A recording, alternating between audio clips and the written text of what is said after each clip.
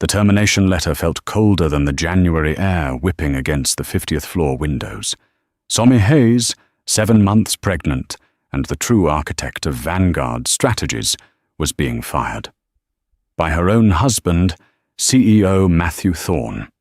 The official reason cited in the sterile HR document: corporate restructuring and redundancy. The real reason was walking right past Somi's glass-walled office, leaving a $5,000 trail of Baccarat Rouge 540 in her wake. That was Brianna Jennings, her husband's new executive analyst, and Somi's replacement in every sense of the word. Matthew thought he had won. He thought he'd discarded his past for a shiny new future. But he made one fatal mistake. He forgot who was watching. He didn't know that the board of directors, the old lions of finance, had just found their real CEO. Vanguard Strategies wasn't just a company. It was a testament to Somi Hayes' brilliance and Matthew Thorne's ambition. They had met at Wharton, a perfect pairing of intellect and charisma. Somi was the strategist, the one who saw patterns in data that others missed. Matthew was the salesman, the one who could sell ice in a blizzard. Together they had built Vanguard from a 2-person startup into a Park Avenue consulting titan. But the partnership had soured. Matthew, now CEO, had long since begun to treat Somi's insights as his own. She was his secret weapon, a title she once cherished and now despised. It meant she did the work, and he took the credit. This morning was no different. The executive boardroom was silent as Matthew paced before the quarterly review.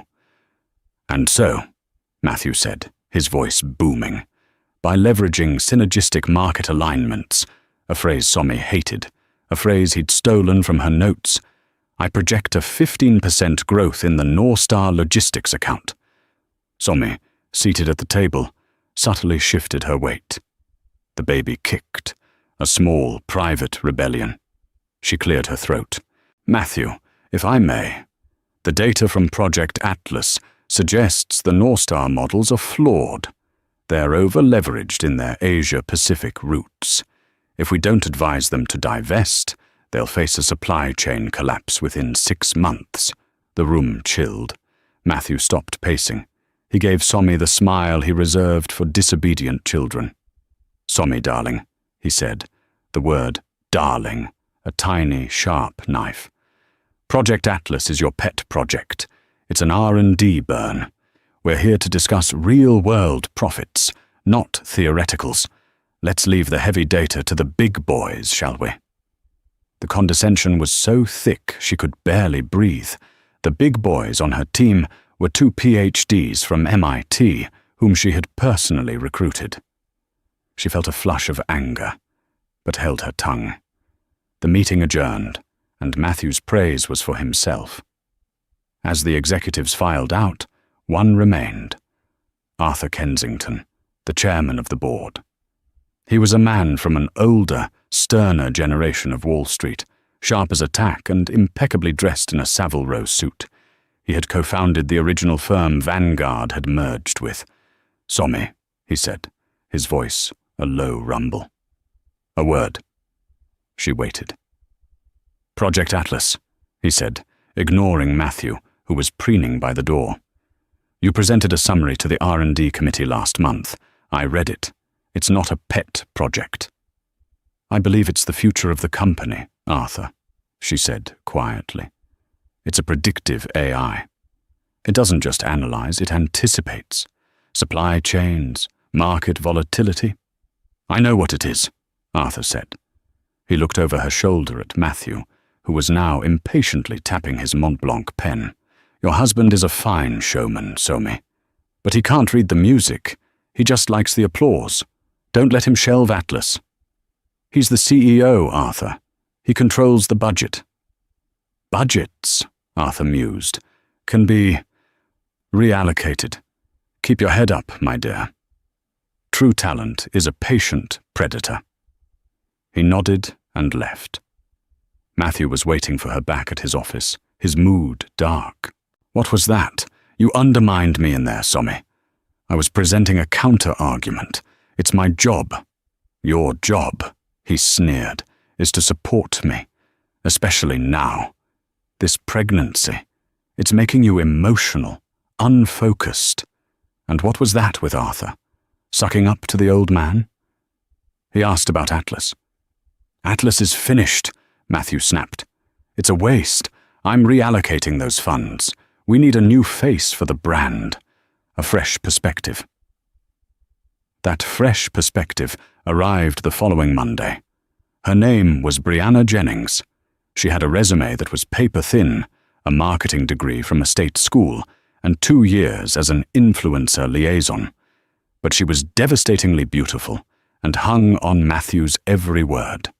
He hired her as his executive analyst, a position he created just for her. Somi, the chief strategy officer, was told to onboard her. The onboarding consisted of Brianna sitting in Somi's office, filing her nails and asking questions like, "So do you, just do spreadsheets all day? That sounds so boring." Somi tried to be professional. "I run predictive models for our top-tier clients. It's complex data analysis." Right, Brianna said, scrolling through Instagram. "Listen, Matthew, Mr. Thorne says I'm here to observe the workflow. But he really wants me to focus on branding. I just feel like the company's vibe is old, don't you think?" That night, Somi went home to their sterile, minimalist Soho loft. It had felt like a home once. Now it was just a waiting room. Matthew came home late, smelling of a perfume that wasn't hers. It was floral and expensive. Baccarat Rouge, 5,40. "You're working too hard, Matthew," she said, trying to keep the accusation out of her voice as he loosened his tie. "Closing deals, Somi," he said, not looking at her. "Someone has to. You seem tired. Maybe you should think about starting your maternity leave early." "I'm only 7 months, Matthew. I'm fine." "The board worries. Your condition is a liability. It makes you unfocused," he said, echoing his own words. "We need people who are 100% in the game." He went to the guest room, as he often did. Somi was left alone in the cold, white living room, her hand on her stomach. She knew, with chilling certainty, that he wasn't just talking about her job. He was talking about her life. The shift in the office was palpable. Brianna Jennings, once a curiosity, was now a fixture. She was always at Matthew's side, carrying a leather-bound iPad and laughing at his jokes a little too loudly. She redecorated her office, which was conspicuously next to Matthew's, in shades of cream and rose gold. She ordered new, ridiculously expensive ergonomic chairs for the executive floor, citing employee wellness, while simultaneously recommending budget cuts to Somi's data team. Somi's one true friend at the firm, Sarah, the head of HR, watched with growing alarm. Sarah was a woman who navigated the corporate world with a practiced, cynical smile, but in private she was fiercely loyal. "You need to be careful, E," Sarah said, cornering Somi by the coffee machine in the quiet kitchen. "The whispers are bad." "What whispers?" Somi asked, pouring decaf. "Her, Brianna. She's telling people that you're struggling with the pregnancy, that your work is slipping. She's covering for you on the North Star account." Somi nearly dropped her mug. "She's what?" "She doesn't have the security clearance for the North Star files. She wouldn't even understand the first page." "She does now. Matthew gave it to her. He's looped her into all your major projects. He's positioning her." "Positioning her for what?" Somi asked, but the cold knot in her stomach already knew the answer. "For your job, Somi. Wake up." Sarah sighed, stirring her own coffee. "Look, I'm HR. I'm not supposed to take sides, but I'm also your friend. I saw them. Thursday night. I was meeting a candidate at the St. Regis, at the King Cole Bar. They were in a corner booth. It wasn't a business meeting, E. His hand was on her leg.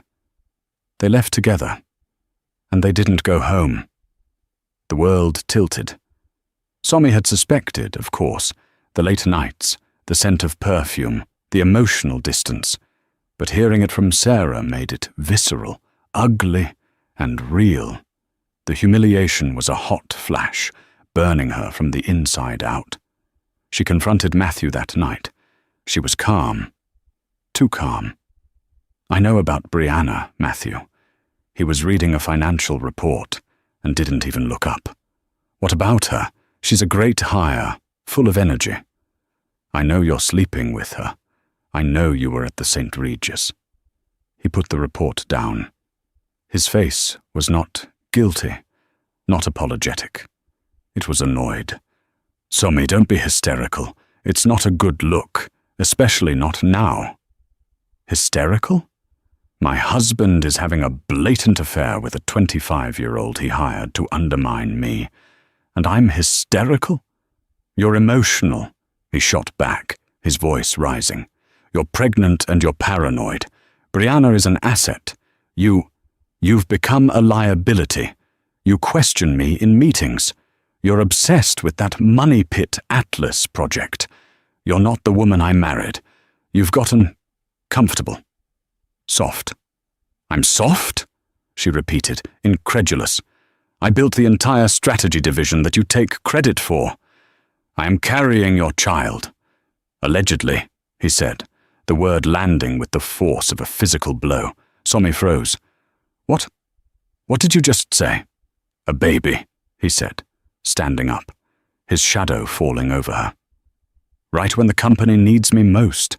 It's just convenient, isn't it? A way to trap me, to secure your spot. She stared at him, horrified. This was a man she didn't know. The man she loved was gone, replaced by this cold, cruel stranger. Get out, she whispered. What? Get out. Go to the guest room. Go to the St. Regis. I don't care. Just get away from me. He sneered. Gladly. I'm tired of all this drama. He left. The door slammed. Somi slid down the wall, her hands protectively on her belly, and for the first time, she truly wept. The next day, she called Arthur Kensington. Arthur, it's Somi Hayes. I know who you are, child. You sound terrible. I need to talk to you about Project Atlas and about Matthew. I'm free in 10 minutes, he said. Meet me at my private club, the Century. No one from Vanguard will bother us there. She met him in a book-lined room that smelled of old leather and pipe tobacco. She laid it all out. The affair. Matthew's hostility. His attempts to sabotage her work. His dismissal of Atlas. Arthur listened, his fingers steepled. He didn't seem surprised. Matthew is a fool, he said simply when she had finished. He's a man who would burn down his own house just to feel the warmth of the fire. He sees Atlas as your project, so he wants it dead. He sees you as his old life, so he wants you gone. What do I do, Arthur? He's the CEO. He's freezing me out. Arthur smiled, a thin, wintry smile. You do nothing. You let him. But in the meantime, you finish Atlas, off the books. I have a discretionary fund, a shell company I use for consulting fees. I'll fund you. Send me the proposal tonight, from a private email. Why are you doing this, Arthur? He leaned forward. Somi, your father was my first partner. He was the brains, and I was the money. I see the same spark in you. I let Matthew Thorne take the reins of my company, of your father's legacy, because I thought he was what it needed. A showman. I was wrong. The company doesn't need a showman anymore. It needs a strategist. It needs an architect. He stood up. Finish the project, Somi. Let him think you're defeated. Let him think you're just a sad, pregnant wife. Let him underestimate you. It's the most powerful weapon a woman has. The end came faster than she thought. It was a Friday. A bitter, cold January Friday. Somi was working on the Atlas code on her personal laptop, the files firewalled and hidden. Her official work was on autopilot. She was just biding her time. At 3:00 p.m., an email popped up. Mandatory meeting, office of the CEO. She walked to Matthew's office, the baby sitting low and heavy. The atmosphere on the 50th floor was toxic. People avoided her gaze. Sarah, her friend from HR, was already in the room, sitting beside Matthew's desk. Sarah wouldn't look at Somi. Her face was pale, her hands clasped so tightly her knuckles were white. This was not a friendly visit. This was official. Matthew was standing by the window, looking out over Central Park. He was wearing a new, razor-sharp Tom Ford suit. And Brianna Jennings was there. She was sitting in the visitor's chair, looking smug, tapping on her phone. "Somi, thanks for coming in," Matthew said, his voice laced with false, corporate empathy. "Close the door." She did. "Somi," he began. "As you know, the market is in a period of transition. We've been analyzing our overhead and structural redundancies." "Get to the point, Matthew," Somi said, her voice flat. He turned. His eyes were cold. "Effective immediately. Your position as Chief Strategy Officer is being eliminated. It's a redundancy." Somi looked at Sarah. "Sarah? You're letting this happen?" Sarah finally looked up, her eyes filled with a mixture of pity and rage. "Somi, my hands are tied. I've been advised by legal." "We're restructuring the entire division," Matthew continued smoothly. "We're moving to a more agile, brand-focused model." He gestured to Brianna. "Brianna Jennings will be taking over as interim head of strategy, effective immediately." Brianna gave Somi a small, dismissive smile. "I'm so excited to bring a new vibe to the team," she purred. The humiliation was a physical thing, a hot, acrid taste in her mouth. She was being replaced by this child, by her husband's mistress. "You can't be serious," Somi said, her voice shaking despite her best efforts. "I'm 7 months pregnant. You can't fire me. It's illegal." Matthew smiled. "Oh, we're not firing you for being pregnant, Somi. That would be illegal. We're firing you because your position is redundant. And for cause." "For cause?" He slid a blue folder across the desk. "It's all in here. A performance review. Neglect of duties. Your numbers on the North Star account have been slipping. Misuse of company time. That Atlas project you refused to shut down. Insubordination. It's a very clear-cut case. You're lucky we're not suing you for the wasted resources." It was a perfect, diabolical lie. He had used her pregnancy against her, claiming her neglect was the cause, not the other way around. He had poisoned her reputation, and Brianna had been his little spy, reporting every time Somi seemed tired or distracted. "Security will escort you out," Matthew said. "Your personal effects will be messengered to you. Sarah has your severance packet." Somi looked at the packet, then at Matthew. "Severance? You fire me for cause, but offer severance?" "We're generous," Matthew said. "We're offering you 3 months' pay in exchange for a full NDA. You sign, you get the money. You don't, you get nothing. And believe me, Somi, no one will hire a pregnant, disgraced executive. Take the deal." He was boxing her in. He knew she needed the money for the baby. "I'm not signing anything," she said, her voice finding a sudden core of steel. Matthew's eyes narrowed. "Suit yourself. You always were stubborn. That's your problem." "No, Matthew," Somi said, walking to the door. "It's yours." She opened the door. 2 large security guards, men she had known for years, were waiting. They looked ashamed. "Ms. Hayes, we have to ask you for your badge." The entire office was watching. The open-plan floor was silent. Everyone was pretending to work, but all eyes were on her. She, the pregnant wife, the C-suite executive, being walked out like a common criminal. Brianna walked past her, swinging her hips, and entered Somi's old office, her new office. Somi kept her head high.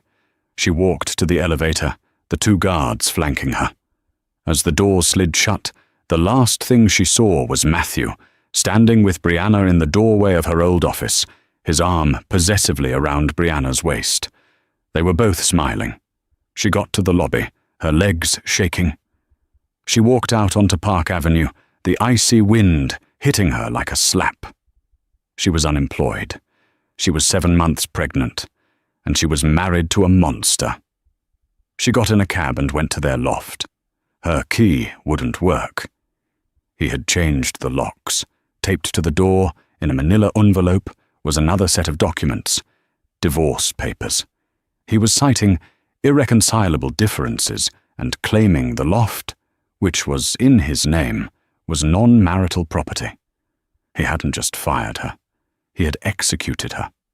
For 48 hours, Somi ceased to exist. She stayed on Sarah's couch, staring at the ceiling of the tiny Upper West Side apartment. Sarah had brought her home, fuming and crying on her behalf. "He's not just a snake, Somi. He's a hydra. He cut off every head. He had this planned for months. The performance review, the legal threats. He even had legal counsel, our firm, our lawyers, threaten my job if I interfered." Somi felt nothing, just a vast, cold emptiness. The baby kicked, and she felt a pang of guilt. She was endangering her child with this stress. "He'll pay," Somi whispered, the words sounding foreign. "How?" Sarah asked, handing her a cup of tea. "He has the money, the power, the lawyers. He has the company." "He doesn't have the company," Somi said, a spark igniting in the cold darkness. "He just rents the CEO chair. The company belongs to the board. It belongs to Arthur." She got up, her body aching. She pulled out the burner phone Arthur had insisted she buy. She made the call. "He did it, Arthur." "I saw," the old man's voice rumbled. "It's all over the internal memos. A bold new direction. Disgraceful. Are you all right?" "He locked me out of the apartment. He fired me for cause. He's trying to leave me with nothing." "Of course he is. He's a coward, and cowards are always cruel. Now listen to me. I've been busy. Do you know the Blackwood building on 57th Street? The private equity building? Yes. My shell company, Kensington Equity, has an office on the 34th floor. It's a ghost office. Empty. I've had a new server and 3 high-spec terminals installed. The 2 engineers you trusted from the Atlas team, the ones Matthew fired last month for budget. David and Wren? Yes. They've been on my payroll for 2 weeks. They're waiting for you. The board's annual review and strategy meeting is in 3 weeks. Matthew thinks it's a formality, a rubber stamp on his new vision.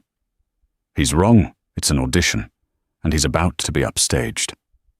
A new strength surged through Somi. It wasn't just anger. It was a cold, pure focus. He had taken her job, her home, her dignity. He had weaponized her pregnancy. Fine. She would weaponize his own ignorance. For the next 3 weeks, Somi lived in that ghost office. David and Wren, brilliant and loyal, were ecstatic to be working on Atlas again. "He called it code bloat, boss," David said, his fingers flying across a keyboard. "He has no idea what we built. He let Brianna audit our work, and she just asked if we could make the logo pop more." "Good," Somi said, standing in front of a massive whiteboard, mapping out her strategy. "Let him focus on logos." They worked 18-hour days. Somi's pregnancy was a non-issue. She felt more energized than she had in years. She was fueled by righteous fury and the thrill of creation. Project Atlas wasn't just a predictive algorithm anymore. She was retooling it as a complete, scalable, plug-and-play operating system for Vanguard's clients. She was in secret contact with the CEO of Northstar Logistics, the client Matthew and Brianna were supposedly handling. The CEO, a pragmatic woman named Jessica Price, was furious. "Thorne's new analyst knows nothing," Jessica complained over a secure call. "She keeps sending me influencer gift box ideas. We're a $20 billion logistics firm, not a makeup brand. Matthew keeps fobbing me off. We're pulling the account, Somi. We're going to your competitor, BlackRock." "Don't," Somi said. "Not yet. Give me until February 1st, the day of the board meeting. I can give you something better. Not just a 15% growth. I can show you how to restructure your Asia-Pacific routes and save $200 million in the first year. Just trust me." There was a pause. "You were always the smart one, Hayes," Jessica said. "You've got till the 1st. Don't make me regret this." Somi hung up. She had her deadline, she had her team, and she had her weapon. Arthur visited once. He saw the equations on the walls, the live data streaming on the monitors. "My goodness, Somi," he murmured. This is the whole company. This is the next 50 years." "He thought it was a pet project," Somi said, taking a sip of water. "He thought I was a soft, emotional, pregnant woman. He's about to find out how wrong he was." While Somi was building an empire in secret, Matthew Thorne was enjoying his reign. He and Brianna were the new power couple of Vanguard. They were seen at all the right galas, featured in a fawning and expensive corporate-sponsored Forbes profile titled "The New Face of Strategy. Matthew Thorne and Brianna Jennings Revolutionize Vanguard." Brianna, in her new role as interim head of strategy, was a disaster. She had Somi's title, her office, and her husband, but she didn't have her brain. Her strategy consisted of changing the company font, commissioning a new $1 million V logo, and organizing mandatory synergy-building happy hours. The Northstar Logistics account was hemorrhaging. "Why are they dodging my calls, Brianna?" Matthew demanded, throwing a file on his desk. "They're just busy, babe," Brianna said, reapplying her lip gloss. "Jessica Price is a total ice queen. I sent her a lovely gift basket from Hermes. She'll come around." "She'd better," Matthew snapped. "I need that account stable for the board meeting. My presentation is based on the 15% growth Somi projected." "Ugh, Somi," Brianna scoffed. "Can we not talk about her? It's so depressing. I had to have the entire office saged to get her energy out. Anyway, your presentation is amazing. The new graphics I designed are super chic. The board will be so impressed." Matthew looked at the presentation slides. They were all style, sleek, black and silver graphics, with buzzwords like future forward, dynamic, and hyper-growth. There was no data, no substance, just Brianna's graphic design and his own blustering words. "It is good, isn't it?" he said, his ego mollified. He had completely forgotten about Project Atlas. He'd had Somi's old server wiped, her files deleted. He'd even laid off her legacy team, unaware that her two best engineers were now working against him. He heard through the grapevine that Somi had fled to her parents in Ohio, or had a nervous breakdown. It made him laugh. She was broken. He had won. His divorce lawyer, a shark named Mr. Harris, had confirmed it. "She's not contesting the apartment, Mr. Thorne. She hasn't even responded to the 4 cause filing. It's a default win. She gets nothing. As for the, child, we can file for a paternity test post-birth, and if it's yours, we can use it to leverage her future earnings, should she ever have any." Perfect, Matthew said. He wanted to destroy her so completely she could never be a threat. The day before the board meeting, he felt invincible. He was the CEO. He was the visionary. He had the beautiful woman. He was about to be confirmed as the permanent chairman of the board, replacing the aging Arthur Kensington. He practiced his speech in front of his office mirror. Gentlemen, Mrs. Blackwood, the future is not something we wait for. It is something we create. He was so focused on the applause he was about to receive, he never once stopped to think about the music. The annual board meeting was held in the largest conference room, the one on the 52nd floor, reserved for momentous occasions. It was a cavernous, intimidating space, dominated by a single 40-foot mahogany table. The board members were all present, Arthur Kensington at the head. To his right, Mrs. Genevieve Blackwood, an 80-year-old steel magnate who controlled a 20% stake. Julian Reed, a quiet, dangerous man from the tech investment world, and 4 others, all titans of industry. Matthew walked in, exuding confidence. He was the king in his court, and, in a stunning breach of protocol, Brianna was with him. "Mr. Thorne," Arthur said, his voice mild but his eyes cold, "this is a closed meeting, for board members and the CEO only." "Brianna is my new head of strategy, Arthur," Matthew said, dismissively. "She is essential to my presentation. She'll be taking minutes." Arthur glanced at the corporate secretary, who was already sitting, pen poised. "We have a secretary for that." "Brianna stays," Matthew said, challenging him. It was a power play. Arthur simply nodded, a flicker of something in his eyes. "As you wish. Please begin." For 30 minutes, Matthew performed. He paced. He gesticulated.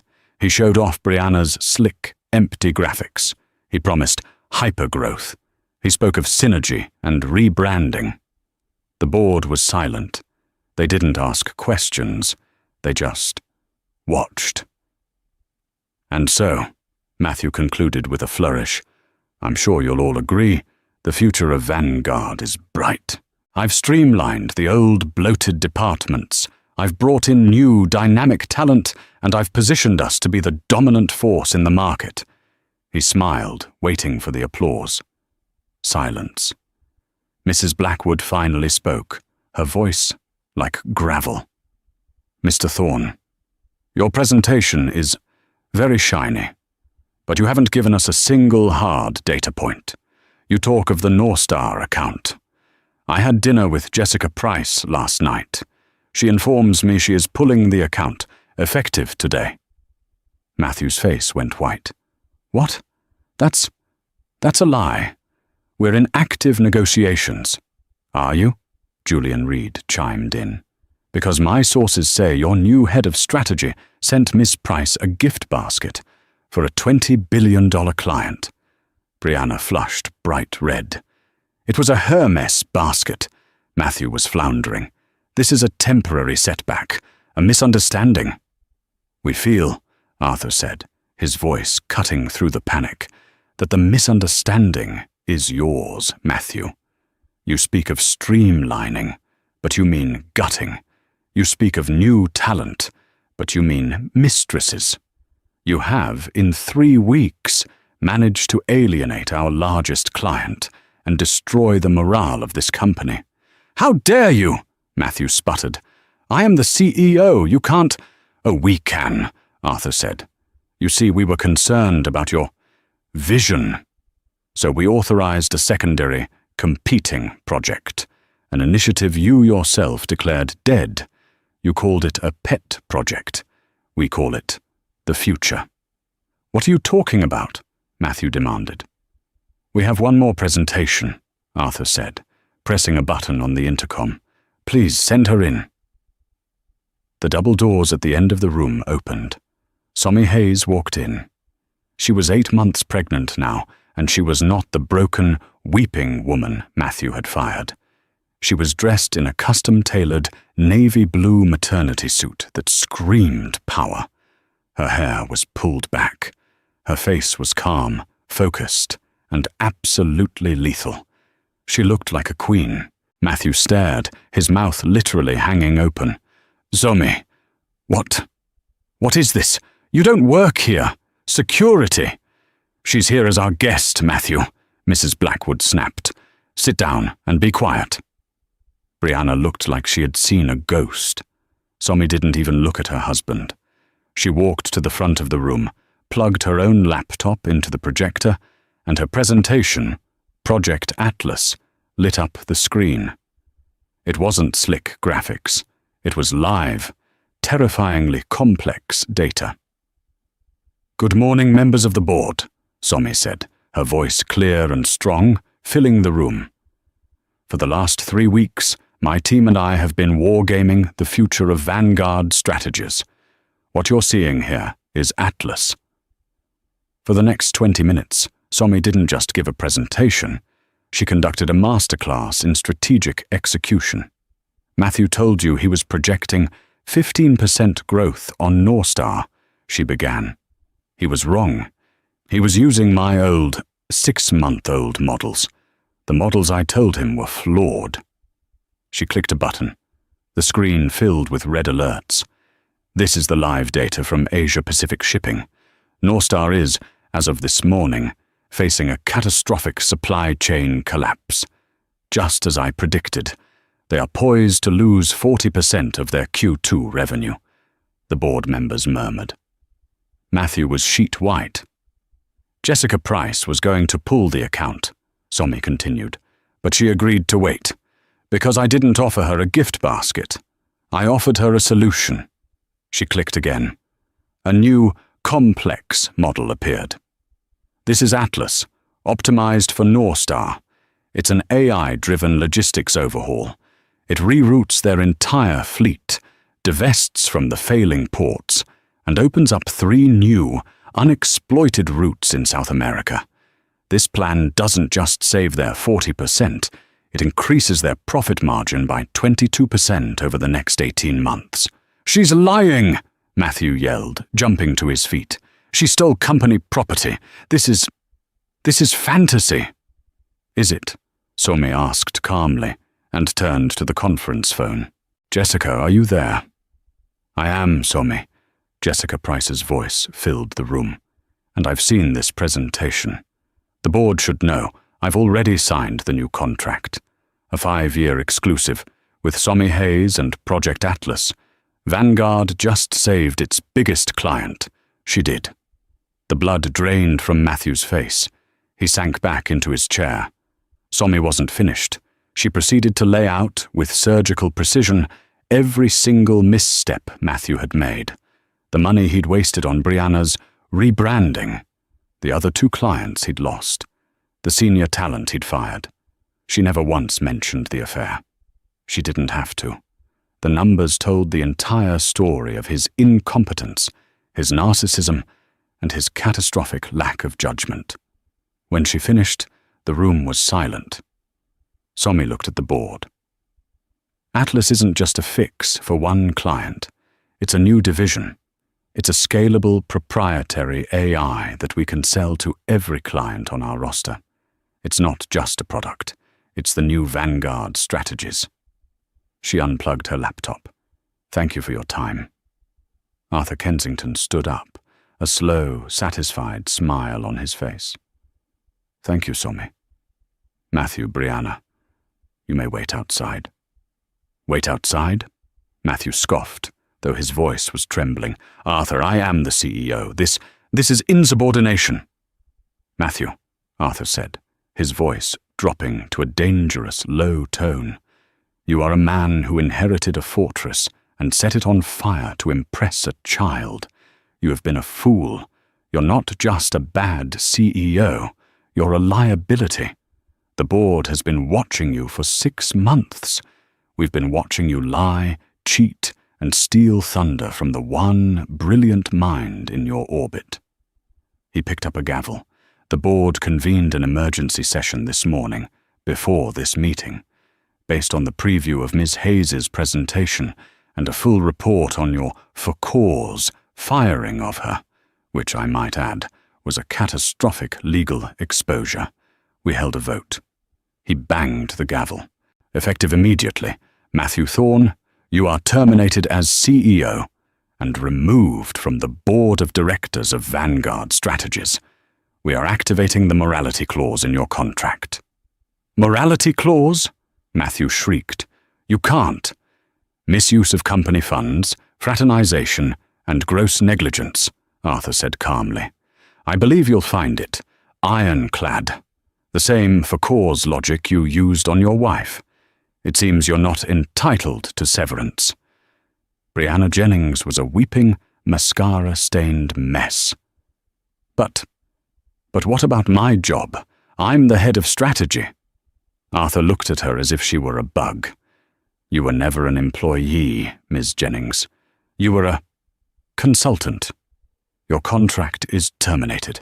Security is waiting for you both. Please escort Mr. Thorne and Ms. Jennings from the building. They are not to be allowed back on the premises. Matthew was purple with rage. You pregnant witch! He screamed at Somi, lunging toward her. The two security guards, the same ones who had escorted Somi out, grabbed Matthew's arms. This time they showed no shame. They looked pleased. You'll never get away with this. The company is mine, he howled as they dragged him, struggling, from the room. My Hermes basket, Brianna wailed, grabbing her purse as the other guard firmly guided her out. The door shut. The room was blessedly quiet. Somi stood there, her hand on her belly. She had done it. Arthur Kensington turned to her. The entire board was now smiling. Well, Mrs. Blackwood said, that was refreshing. Arthur cleared his throat. Somi Hayes, the board would like to formally apologize for the lapse in our judgment. And we would like to offer you the position of Interim Chief Executive Officer of Vanguard Strategies, effective immediately, with a full mandate to implement Project Atlas. Somi looked at the faces around the table. They were looking at her with respect, with awe. She took a deep breath, feeling the baby kick, as if in celebration. I accept, she said. Now, our first order of business. Let's rehire my engineering team and send Jessica Price a real gift. And someone please, for the love of God, change the font back. Somi Hayes didn't just take the CEO chair. She rebuilt the throne. In the 6 weeks that followed, Vanguard Strategies was transformed. The old, toxic boys' club culture evaporated. She promoted Sarah to Chief Operating Officer. She rehired the talent Matthew had fired. The rose gold offices were repainted. Project Atlas was rolled out, and within 2 months, Vanguard had signed 3 new high-level clients, and the stock had jumped 28%. Matthew Thorne, meanwhile, was in freefall. The morality clause held. He was left with nothing but his Tom Ford suits and a mountain of personal debt. The divorce was finalized in record time. The Soho loft, it turned out, was part of a trust Somi's father and Arthur had set up for her years ago. Matthew had just been living in it. He was, legally, left with nothing. Brianna Jennings disappeared from the financial world, last seen promoting a detox tea on Instagram. 6 weeks after the boardroom coup, Somi was in a private room at Lenox Hill Hospital, holding her newborn daughter, a beautiful, healthy girl she named Grace. There was a soft knock on the door. It was Arthur Kensington, holding a comically large bouquet of white roses. Arthur, Somi smiled, tired but radiant. You came. I wouldn't miss it, he said, his old eyes crinkling as he looked at the baby. She's beautiful, Somi. She has your eyes. She has my fight, Somi said. That too. He sat down, placing a leather portfolio on the bedside table. The board has voted. The interim tag is gone. You are the permanent CEO. The contract is in there. The compensation package, well, let's just say you won't be flying commercial. Somi laughed, a real, full laugh. Thank you, Arthur, for everything, for believing in me. Nonsense. I just got out of the way of talent. He paused, his expression turning serious. There is one small, ugly piece of business. Matthew. He's destitute and desperate. What has he done? He's contesting the divorce. He's demanding a paternity test. He's planning to sue for paternal custody of Grace. And by extension, a share of your new stock options. He's claiming you're an unfit mother because you're a CEO. He says the baby is his only legacy left. Somi looked down at her daughter, who was sleeping peacefully. She felt no anger, no fear, just a cool, quiet finality. She looked up at Arthur and gave him a slow, secret smile. Let him, she said. Somi? I don't. Let him file the motion. Let him pay the lawyers he can't afford. Let him demand the test. I'll take it. She reached for the portfolio, pulling out a different file, one from her own bag. It was a medical report. She handed it to Arthur. He read it, his eyebrows shooting up. Matthew and I, we had fertility issues. 3 years ago, we went to a specialist. This, she tapped the paper, is the report. Matthew is sterile, a 0 count. The doctors said it was impossible. He refused to believe it. He was too proud. He stormed out and never spoke of it again. Arthur looked from the paper to the baby. Then, Grace, when I knew my marriage was over, long before Brianna, long before the firing, I knew I still wanted a child, a family. On my terms, I went to a donor clinic. Somi gently stroked her daughter's head. This is my baby, Arthur. By contract, by blood, by love, by choice. He has no claim on her. He has no claim on my company. He has no legacy. Arthur Kensington stared at the new CEO. He had seen predators on Wall Street. He had seen sharks and wolves, but he had never seen anything as formidable as the woman in front of him. Matthew Thorne hadn't just lost a fight. He had been comprehensively, strategically, and utterly erased. My goodness, Somi, Arthur said, a slow smile spreading across his face as he put the report away. Welcome to the chairman's seat. Your father would have been so proud. 3 months had passed. The corner office on the 52nd floor, once a shrine to Matthew Thorne's ego, was unrecognizable. Somi had moved the CEO's office down to the 48th floor to be closer to her teams. The mahogany and chrome were gone, replaced with warm woods, whiteboards covered in code, and glass walls that were almost always transparent. In a small, soundproofed room attached to her office, a full-time nanny hired by the company cared for Grace. Somi was a CEO, but she was a mother first, and she refused to sacrifice one for the other. Vanguard 2.0, as the press had dubbed it, was thriving. Project Atlas was a resounding success, and Somi had secured not just Northstar, but 2 of their largest competitors by offering them different, bespoke versions of the AI. She was being hailed as a visionary, the architect of the new Wall Street. Her old life felt like a distant, painful dream. Until the papers arrived. They were delivered to her doorman by a seedy-looking process server. Thorne V. Hayes, he was doing it. Matthew was officially suing for paternity and custody of Grace, claiming Somi had stolen his only heir and was an unfit, career-obsessed mother. Arthur Kensington was apoplectic. He's an insect, Somi, a deluded, penniless insect. We will crush him.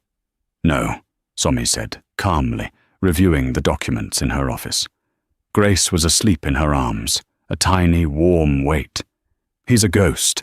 He's trying to haunt us. You don't crush a ghost, Arthur. You exorcise it. She looked at Sarah, her new COO. Schedule a deposition, get our legal team, and make sure he's there. I want to see his face. 2 weeks later, they met in a sterile conference room at the offices of Somi's lawyers. a firm that specialized in high-conflict corporate and family law. Somi walked in, flanked by Ms. Harding, the firm's senior partner, a woman with shark's eyes and a spine of tungsten. Matthew was already there. The sight of him was shocking. The Tom Ford suits were gone. He was wearing an off-the-rack department store suit that fit him poorly. It was wrinkled, and the shirt collar was graying. He had lost weight, and his eyes, once charismatic and bright, were dull, filled with a sour, desperate rage. He was a king in exile, and he looked pathetic. His lawyer was a small-time ambulance chaser named Leo Gellis, who looked overwhelmed by the opulence of the law firm. "Let's begin," Ms. Harding said, her voice clipping the air. Gellis cleared his throat, trying to sound important. "My client, Mr. Thorne, is here to assert his paternal rights. He has reason to believe Miss Hayes, in a vindictive and calculated move, is denying him access to his biological child, Grace Thorne." "Grace Hayes," Somi corrected him, her voice ice. "His biological child," Gellis repeated, in an attempt to defraud him of his rightful role as a father. "He is the biological father. He is prepared to take a DNA test to prove it, and he is petitioning for immediate 50% custody and, of course, commensurate child support given Ms. Hayes's newfound financial status." Matthew smirked, leaning back. This was his checkmate. He thought he had her. He thought, at the very least, he could bleed her dry in a nasty custody fight that would taint her new, shiny CEO image. Ms. Harding listened patiently. When Gellis had finished his rambling, posturing speech, she smiled. It was not a nice smile. "Mr. Gellis, we thank you for that performance, and my client is in full agreement." Matthew's smirk wavered. "Agreement?" "Yes," Harding said. "We welcome a paternity test. In fact, we insist on it. We're prepared to schedule one for this afternoon, at a lab of your choosing, with court supervision. But first, we have a matter of disclosure." She slid a thick, bound document across the polished table. "You have, on behalf of your client, submitted a sworn affidavit, signed by Mr. Thorne. In this affidavit, he states, under penalty of perjury, that he believes himself to be the biological father. Is that correct?" "Of course," Gellis said, puffing up. "Then your client has a very serious problem," Harding said. "Please open to Exhibit A." Gellis fumbled with the binder. Matthew leaned forward, his eyes narrowing. "Exhibit A," Harding narrated, "is a full, certified medical report from Dr. Alistair Reed of the New York Fertility Clinic, dated 3.5 years ago. It is signed by both Ms. Hayes and Mr. Thorne. Do you recognize your signature, Mr. Thorne?" Matthew's face had gone from pale to a waxy, greenish white. He was staring at the paper as if it were a snake. His lawyer, Leo Gellis, read the summary page. His jaw dropped. This report, it says—" "I'll read it for the record," Harding said, her voice sharp. "It states that Mr. Matthew Thorne, due to complications from a severe case of mumps in his late teens, is medically sterile. His sperm count is, and I quote, 0 viable. It concludes, natural biological conception is an impossibility." Gellis looked at his client in pure, unadulterated horror. "Matthew, what is this? Is this real?" "It's a fake," Matthew sputtered, his voice cracking. "She forged it. She's a liar. She's trying to—" "Is she?" Harding cut him off. "Because Exhibit B is a sworn affidavit from Dr. Alistair Reed, taken yesterday, authenticating the report and stating he is prepared to testify in court. And Exhibit C, well, that's my favorite. It's the donor agreement, signed by Ms. Hayes from the Manhattan Cryobank, dated 10 months ago. Case closed." Matthew was hyperventilating. He had forgotten. In his narcissistic rage, he had buried the one truth he could never accept, his own failure. "Mr. Gellis," Somi spoke for the first time, her voice low and dangerous. "Your client didn't just file a frivolous suit.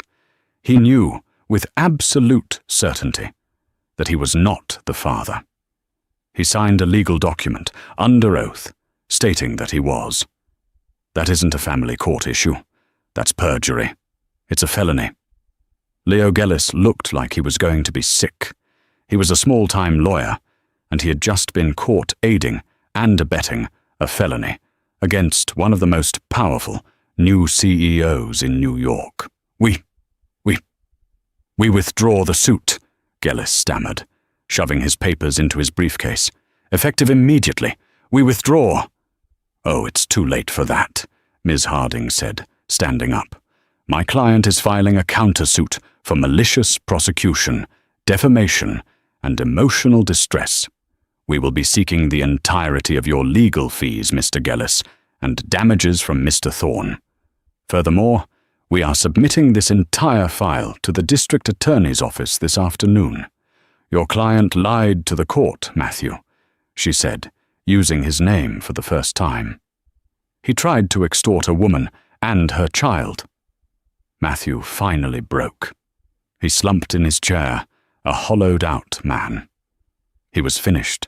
He had no money, no job, no reputation, and now he was facing criminal charges. Somi stood up. She straightened the jacket of her suit. She looked down at the pathetic man who had once been her husband. "You told me I was soft, Matthew," she said, her voice quiet, cutting him to the bone. "You told me I was a liability. You tried to take my job, my home, and my dignity. And when that failed, you tried to steal my daughter to use her as a bargaining chip." She leaned in, just a fraction. "You're not a ghost, Matthew. You're just a parasite. And you've finally run out of hosts." She turned, without a backward glance, and walked out of the room, her heels clicking with the sound of finality. She returned to her office, where her daughter was just waking up from her nap. She picked Grace up, breathing in her scent, and looked out the window at the city she was on her way to conquering. The ghost was gone. The machine was hers. What you just heard wasn't just a story about revenge. It was a story about value. Matthew saw Somi's worth only in relation to himself. But Somi, even at her lowest point, knew her own value was independent. She knew her worth was in her mind, her integrity, and her resilience. Karma isn't just a mystical force, it's the natural consequence of your own actions. Matthew's arrogance, his cruelty, his laziness, those were the seeds of his own destruction. Somi's brilliance, her patience, and her quiet strength were the foundation of her victory. This story is a reminder. Never let anyone else define your worth, and never, ever underestimate the person someone else has thrown away. The one they discard might just be the one who ends up as their boss.